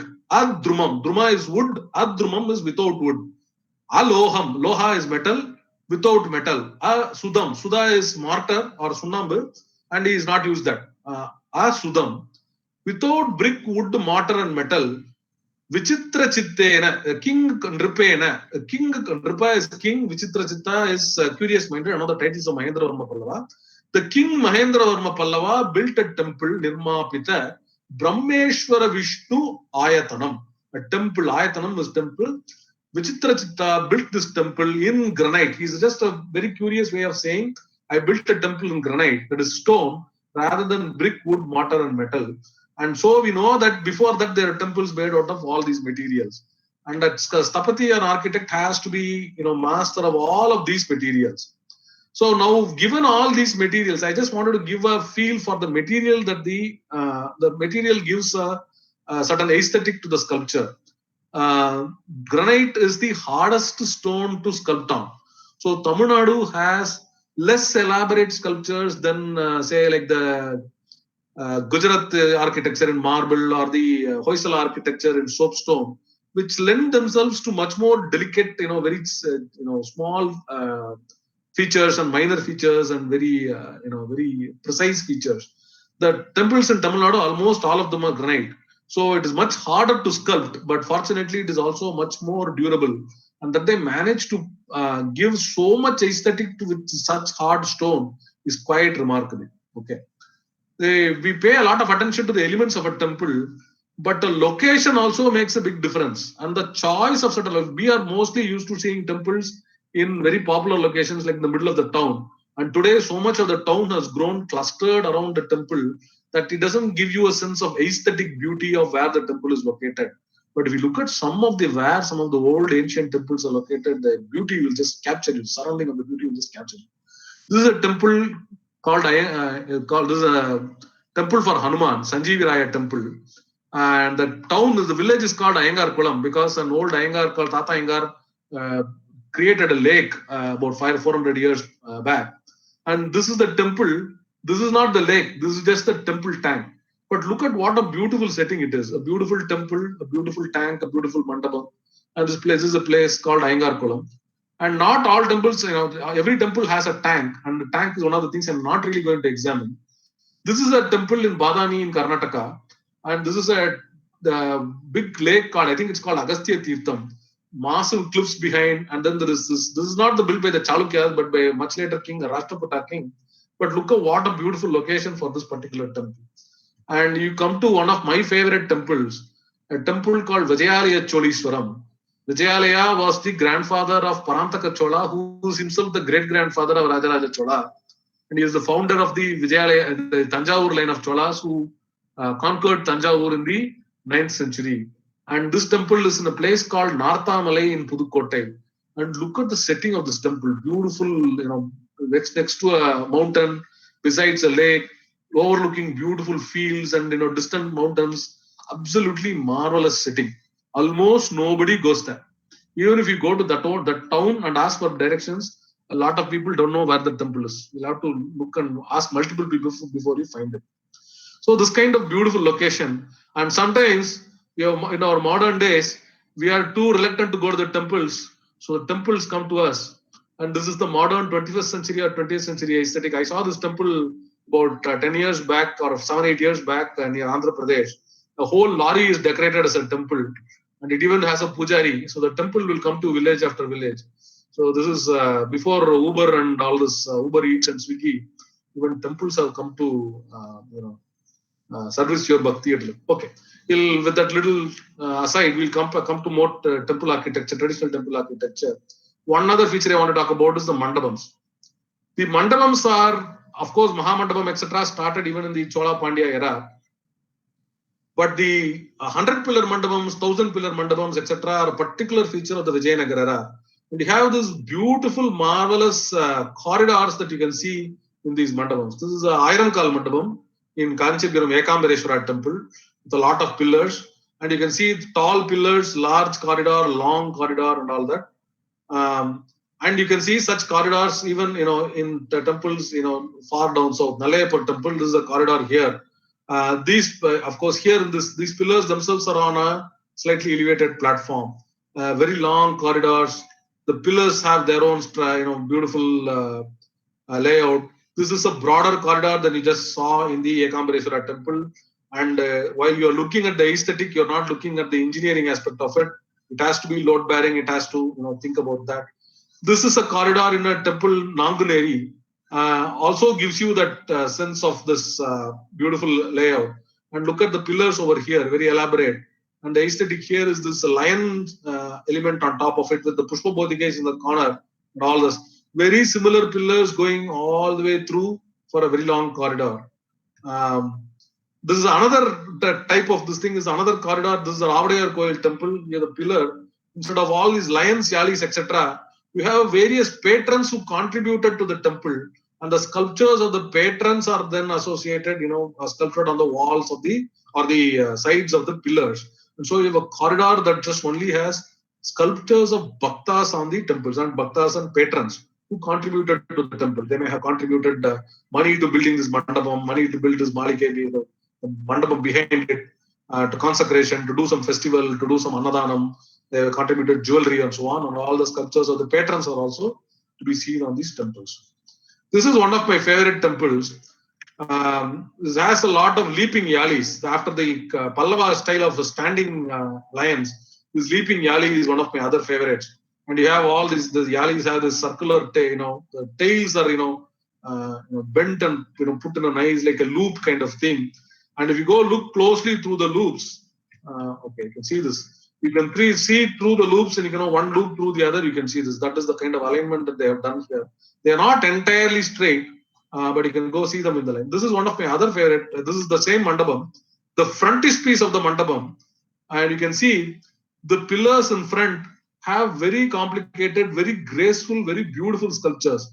This one is of Rama with a couple of Vanaras holding a arrow. And this one is of a Kuravan with a knife and, ready to hunt and all that. So this kind of sculptural delight that you see in the later Nayaka mandapams are also to be seen. The other elaborate aspect to a mandapam, or actually to a Vimanam itself, sometimes it's done to a Vimanam. For example, this is the Chola Melakadambur temple. Here, the main temple itself is decorated with a couple of chariot wheels. So it's designed as like a temple is designed as a ratham, and there is a horse in front pulling the chariot. It's like mentally you have to think of the temple as designed as a chariot. And this is the first one of its kind, the Melakadambur temple built by Kulothunga Chola in the late 11th century. And later, you see the same pattern in Dharasuram. This, of course, is much more familiar to us. Here, the horse and wheel are not pulling the actual temple, but the Rajagambiran Mandapam far in front. So it is not attached to the sanctum, the Vimanam or the Sanctum Sanctorum, but to the Mahamandapa, the Rajagambira Mandapam, well in front of it. And this is a very beautiful design here. And later on, much later, this is a Nayaka temple in a Chola temple. This is a Nageshwaran temple in Kumbakonam. The main temple is built by the Cholas, built by Aditya Chola in the 9th century. But this mandapam is a Natya mandapam that is added much, much later, by the 700 years later, the 16th century or 17th century. And here, this mandapam also is built in the shape of a ratham with the horse and the chariot, the horse and wheel pulling it. And even somebody has added a later elephant also to add to that. So this is the continuation of the aesthetic sense of this to that. And here, of course, it's a much more elaborate design here. And then we'll go to the other aspect, which is the Malika or the surrounding of the temple. This Malika starts first with the Kailasanatha temple in Kanchipuram. You can see that this temple is the top shot of this. This is the main Garbhagraham of the temple. There is a Nrita Mandapam and the later Mandapam and the second temple. And this full, wall around it, it's not a wall, but a garland of mini shrines around it called the Devakulikas. And this is what the Devakulikas look like. And it is the mala of Devakulikas. And the mala is a garland. Our mala is also called a Malika. And this Malika is the word that has become Maligai in Tamil. And you can see the temple is surrounded by a mala of these Devakulikas, small shrines. And you can see a similar structure in the Vaikunta Perumal temple also of Kanchipuram. There is a corridor rather than a mala of Devakulikas. We have a corridor, a Tiruchutru Maligai.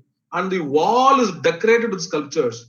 The special feature of this particular temple is that this wall here is actually a list of the stories of all the Pallava kings. So the wall in the Vaikunta Perumal temple is really a history book. It gives you the history of every king, every Pallava king from the very first Pallava king, all the way up to the king who built this Nandivarma Pallava.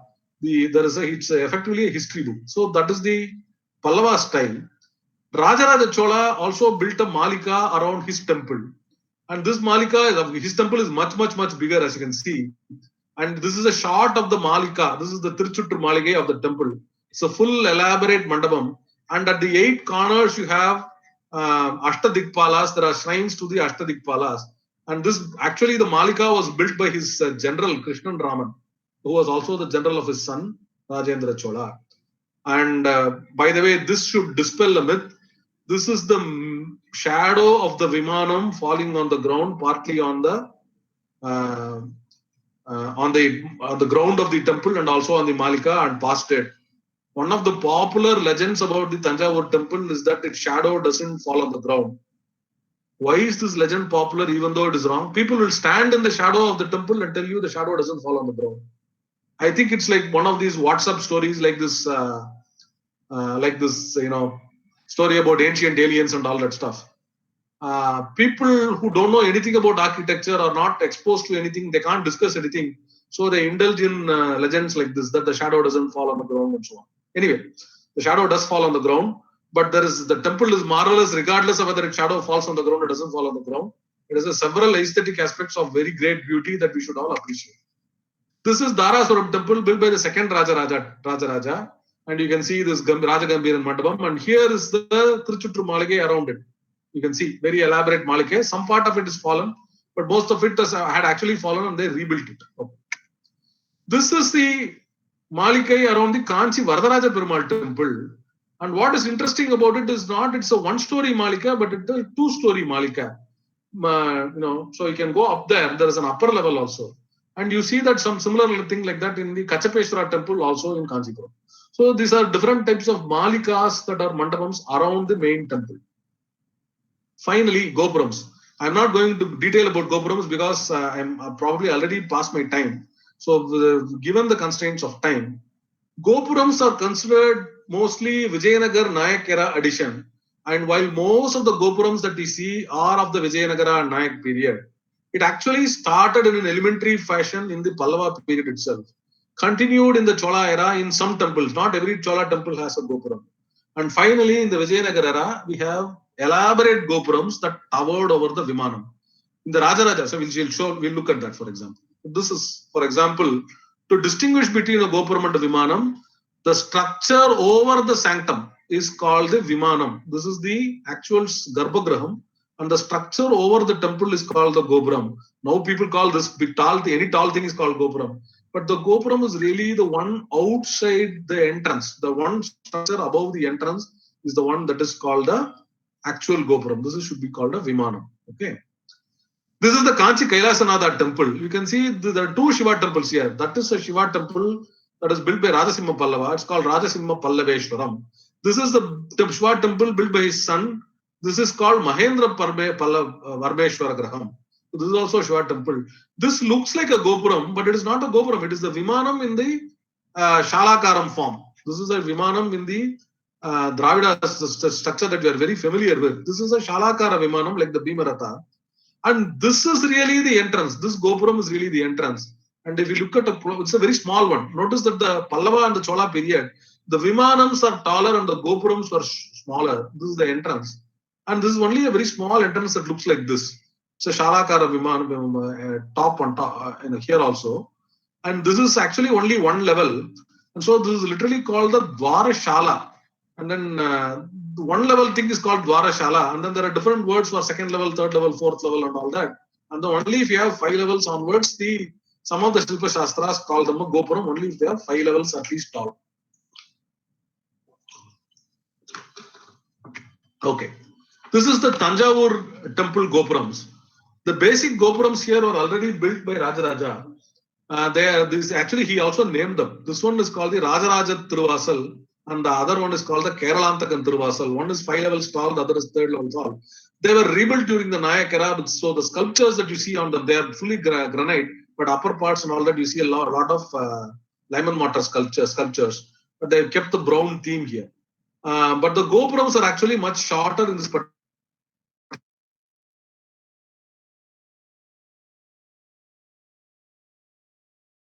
case.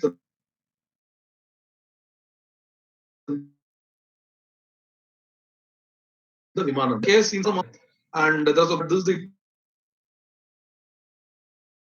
Gopuram of the inner Gopuram of the temple. In up to Dharasuram, the Gopuram is smaller than the Vimanam. From Chidambaram onwards, you see that the Gopuram itself is the Chidambaram is a very interesting temple because 4 different Gopurams, 4 different entrances, east, west, south, north, are built by 4 different kings. Chola king, Pandya king, and so on and so forth. And we won't go into that. Even a Pallava king built one of this.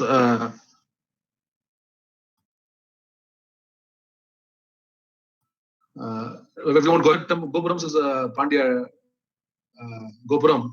Here, Also in the Thiruvanekad temple, the eastern entrance is called the Sundarapandiyan Gopuram. So it's a Pandya king who built this particular Gopuram, even though it is basically a Chola temple which has been renovated recently.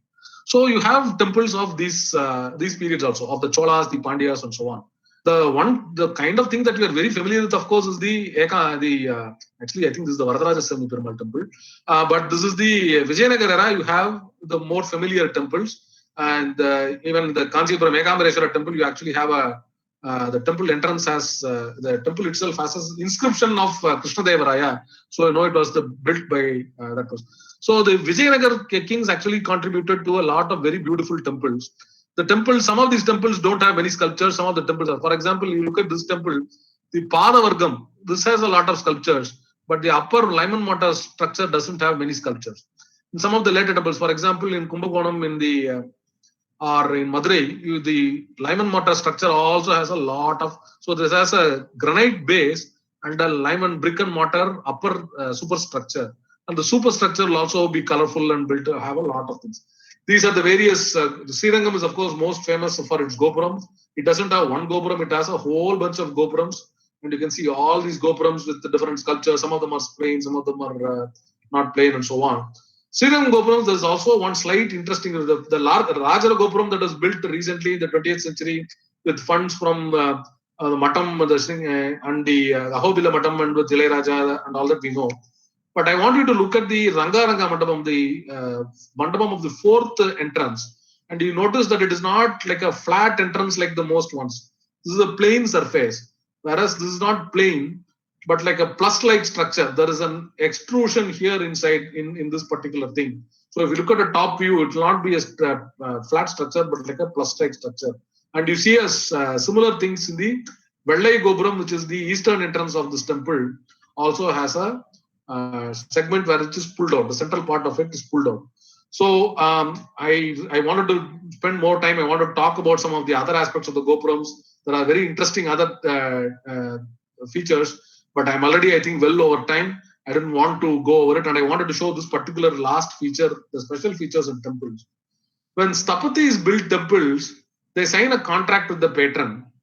And in Tamil Nadu, the Sthapatis have an exemption. They're saying they have 5 exemptions. You will build whatever you want, except these 5 features. And the 5 features, one of them is the Avadiyar Koyil Kodungai.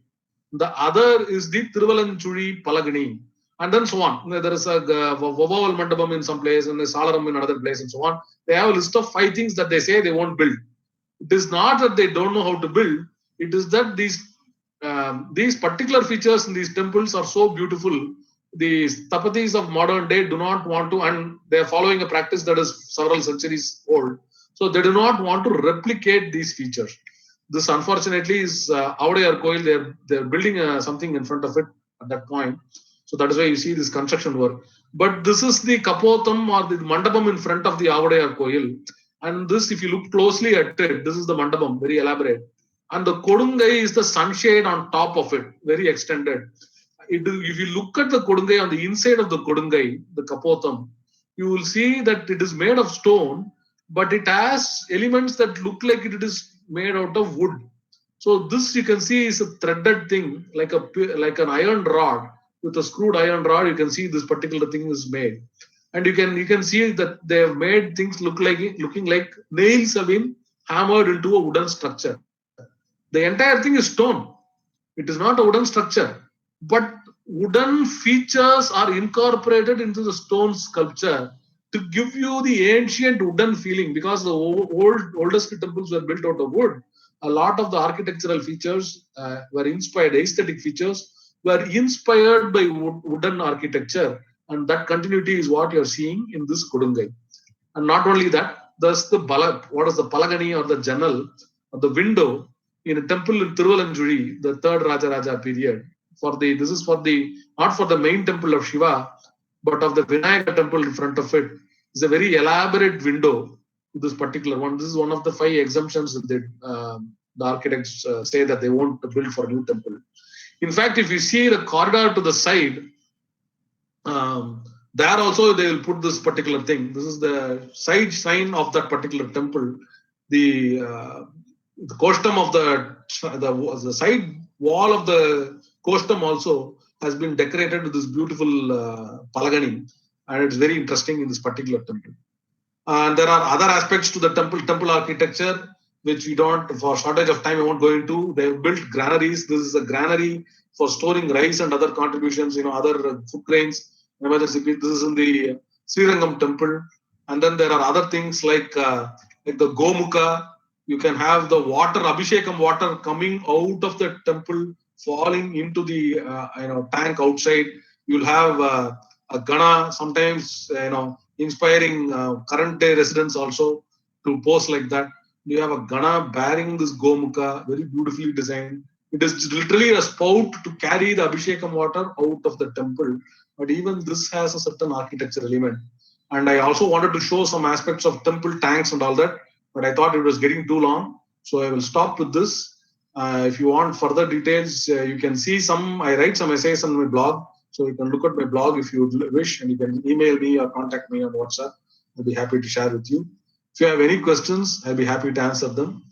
Thank you once again to everybody for this opportunity. And thank you, and I'm open to questions. Okay, sir. Thank you, sir. Shall we go to the question and answer session?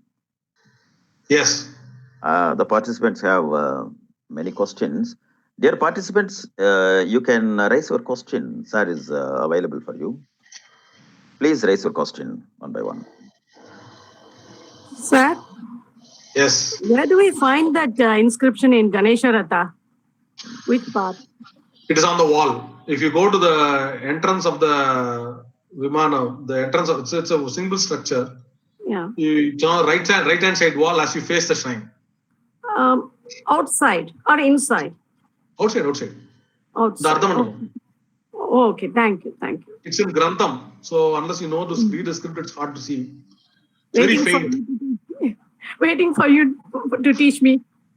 Okay. Thank you. Sir, good morning. Sir, I wanted to ask, in Mamallapuram, what is the purpose of putting that elephant beside the Sedev Rath? So, is it just, yeah. Mamallapuram, especially the Pallavas, there is an enormous number of mysteries about the Pallavas. None of those mysteries have been solved. And people have conjectured several things about it.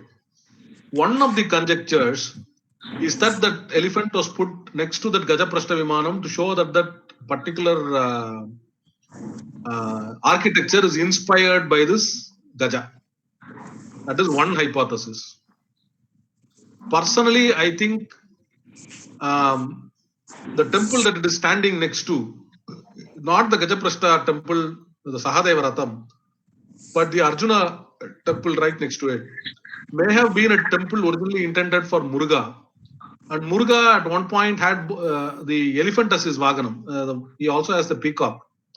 So it may have been because right next to it is the Draupadi Ratham, which is a temple for Durga. And there's a lion in front of it. So I think the elephant may have been to show it as a Vahana for Muruga. This is my conjecture. Yeah. Thank you, sir. Gopu, technically, what do you mean by Rajagambira Mandapam? How it is different from Mahamandapam? It's just a Mahamandapam, but instead of see, most Mahamandapams don't have a name. They just Ardhamandapam doesn't have a name, does it?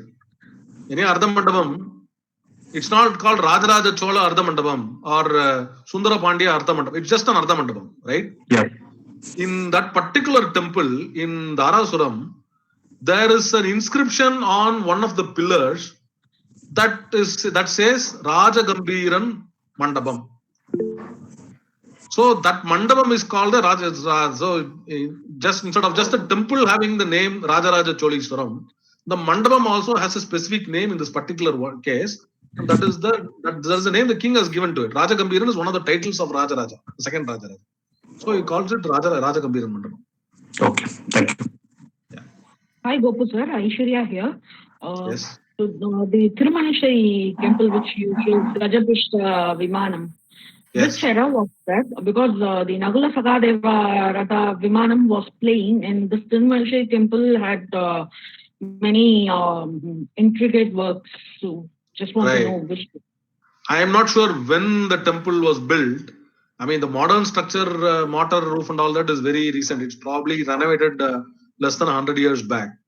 But the original temple may have been much older because on the temple there is a poem by Tirumalizai Alvar from his time to the temple is called Ottandishwarar, I think.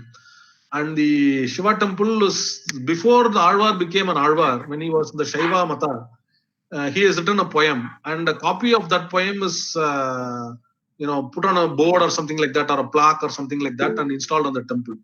So the temple may have been as old as Tirumalizai Alvar, at least 1,300 years or so. The original temple may have been. It was probably rebuilt in the Chola era and then rebuilt again and modified and all that, renovated and all that.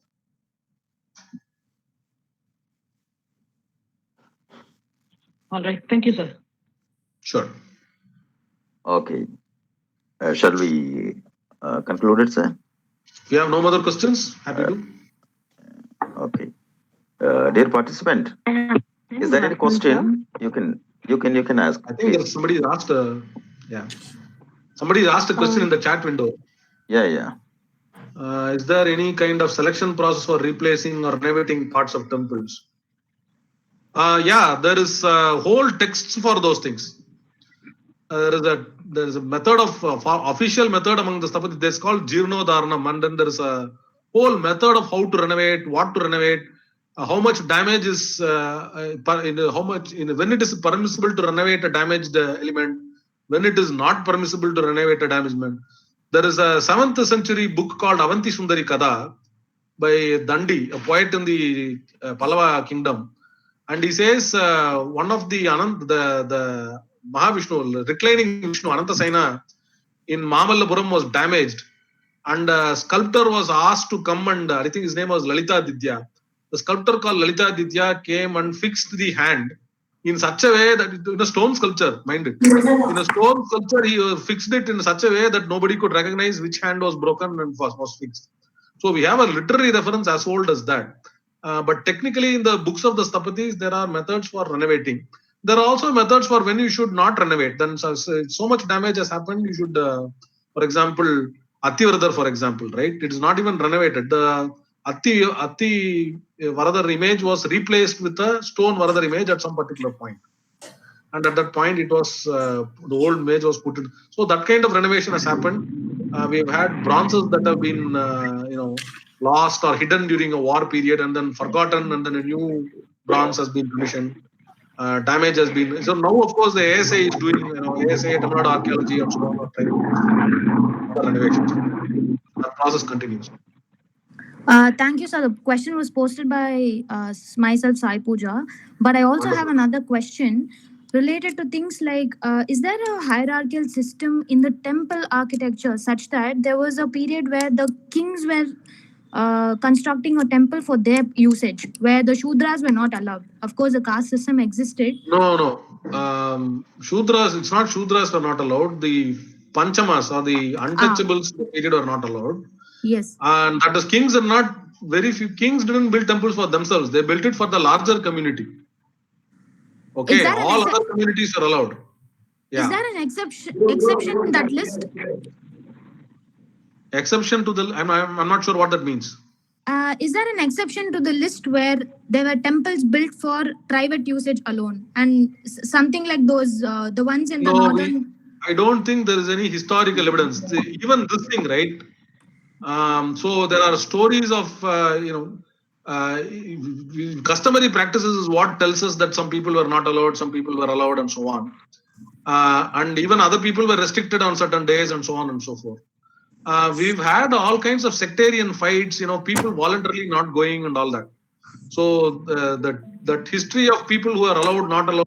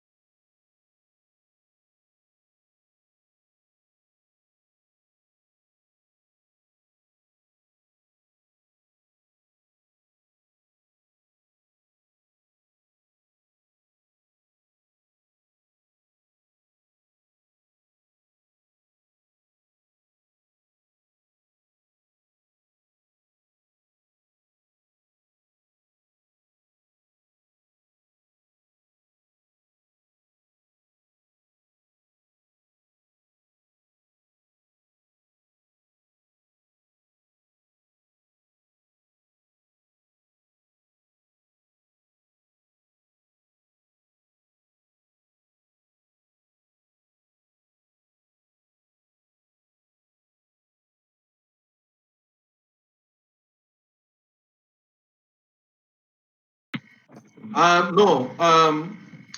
Nritya Mandapa is a dance mandapam. Which temple had them, which temple didn't have them, I don't know.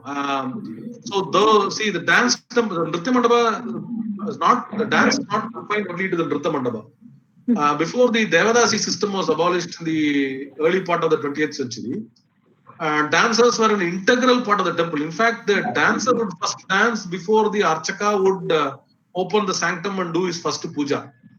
That kind of system existed. Now we have abolished all dancers in all temples.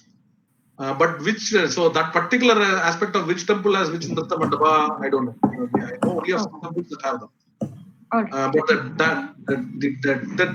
the dancers are not confined to the Nritya Mandapa. That is also a factor. Okay, thank you. Excuse me, sir. Tell me, please. Good afternoon, sir. This is Usha Priyanka. The question is, the Konark temple, why it is called as a sun temple? Is there any history behind in this? Oh yeah, it is dedicated to the sun. It is dedicated to Surya, the main god in the temple. So every temple, there is a bunch of associated or Parivara Devatas and all that. For example, Srirangam temple, the main god is Ranganatha, right? But they also have temples for Ranganayaki, they have temples for the Alvars, they have temples for Andal and so on. So all those are the subsidiary gods in the temple. The main temple will be to a main god. In Konark, it was a temple mainly to Surya. Surya was the main deity. So that is why it's called the Sun Temple. And there is a lot of history about it, a lot of details. We have YouTube videos on it, lectures on it, and all that. So essay even as a book. Okay, thank you. Thank you, sir. Thank you, sir. Suresh, sir. Yes, sir. Shall we conclude the session, sir? Yes, yeah, sure, sir. Almost, it is 3 hours we left. Okay. Thank you, Yes. sir. Thank you for sharing your insight on temple structure. Gopu, sir. Okay, thank you. It was very informative to all of us, and we hope to hear more from you in the future days. Thank you, sir. Sir, Suresh, sir, please. Yeah, please. Yeah, sure. Conclude, sir, please. Yeah, so we would like to thank Mr. Gopu, sir, for accepting our invite to share his knowledge through webinar Sacred Architecture about the aesthetics of temple architecture in Tamil Nadu. Sir, very informative and wonderful presentation. The journey of transformation of temple from Pallava to Nayak, very well explained.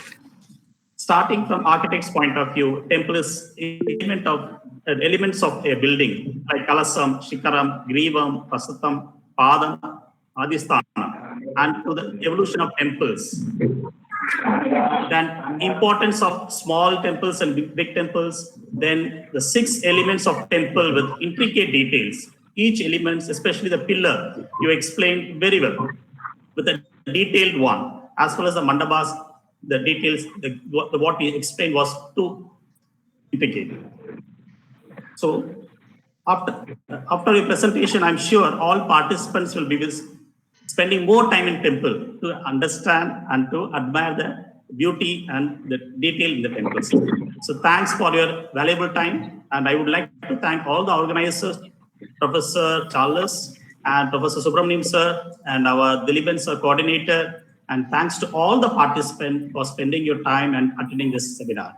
And I would like to mention the first day seminar was postponed. This postponed to tomorrow, that is Friday, due to some network problem we are not able to conduct. That is by Dr. Krishnamurthy sir, Elements of Buddhist Architecture. Now I would like to thank Gopu sir once again. Personally, I would like to thank the presentation was too good. It was wonderful and very much interesting and informative. Thank you so much, sir. My pleasure. Thank you for the opportunity. Thank you all for patiently listening and all the compliments. Thank you, Gopu sir. The participants, once again, I'll let you know, the first day's session was postponed to 10th of July. By this evening, we'll be sending you a mail with the link as well. Kindly attend tomorrow's seminar, that is Elements of Buddhist Architecture by Dr. Krishnamurthy MS. Thank you so much. Thanks to all.